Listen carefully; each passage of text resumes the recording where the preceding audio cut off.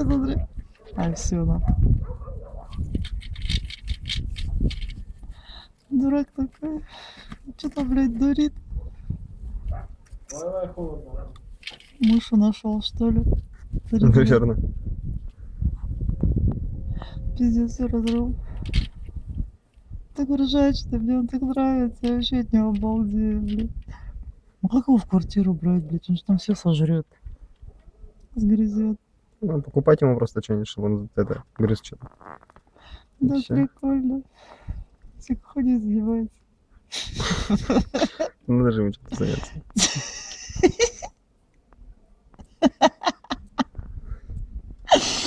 А, придурок.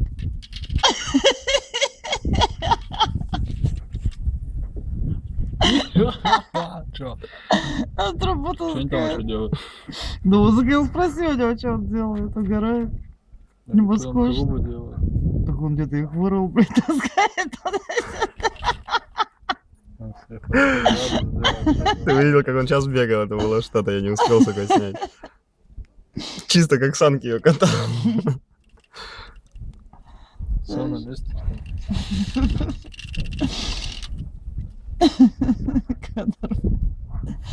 Такой смешнючий. Мне понравилось, как он тигра обнимал, блядь. Такой приласкал, блядь, за морду лапает. Бля, мелкий. Сейчас смотришь. Моська.